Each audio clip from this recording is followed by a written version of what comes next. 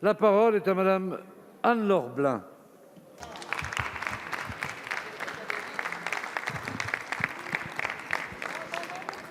Merci, Monsieur le Président. Monsieur le Premier ministre, 10 jours. Voici 10 jours qu'un nouvel acte de barbarie a frappé la France. Pendant 24 heures, nous aurions pu penser qu'il y avait enfin une prise de conscience générale. Notre pays, osons le dire, oui, est la cible d'un islam politique qui nous ronge de l'intérieur.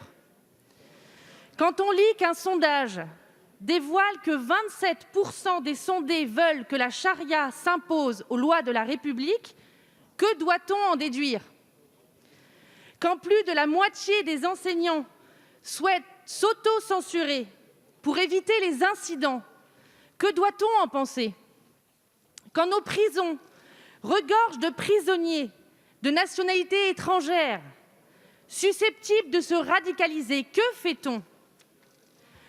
Allons-nous dire enfin, catégoriquement, que l'entrée de la Turquie dans l'Union européenne doit être exclue et que la question de sa sortie de l'OTAN doit être évoquée? Allons-nous continuer à subir les pressions extérieures, à les laisser nous dicter notre conduite? Ces forces étrangères insultent notre souveraineté, nos valeurs, nos libertés, nos institutions et même notre président de la République. L'islam politique nous fait du chantage économique, des chantages aux migrants. Allons-nous faire preuve d'autorité ou allons-nous encore céder? Finalement, Monsieur le Premier ministre, quand allez-vous enfin défendre nos valeurs françaises, notre civilisation judéo-chrétienne? Quand allez-vous enfin déclarer la guerre à l'islam politique? Merci, Madame la députée. La parole est à Monsieur Franck Riester, ministre délégué chargé du commerce extérieur et de l'attractivité. Merci. Attendez, Monsieur le ministre. Mesdames, Messieurs, je vous signale que le gouvernement désigne librement quel est son membre qui répond aux questions. Donc vous gardez vos protestations pour vous.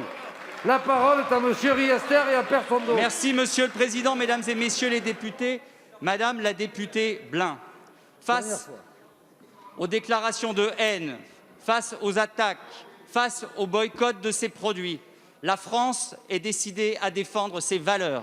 Jean-Yves Le Drian est actuellement à Brazzaville pour célébrer l'anniversaire, à quelques jours près, il y a 80 ans, du manifeste lancé par le général de Gaulle.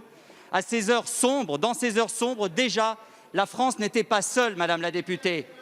Toute l'Europe est unie pour dénoncer les propos haineux du président Erdogan, qui a très clairement attaqué non seulement, bien évidemment, le président de la République, mais la France. Ne soyons dupes de rien.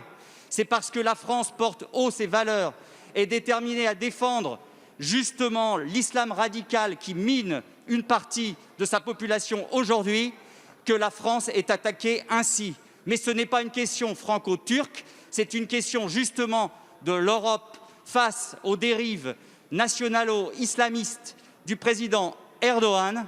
Et l'Europe et la France sont unies pour défendre leurs intérêts et pour défendre leurs valeurs.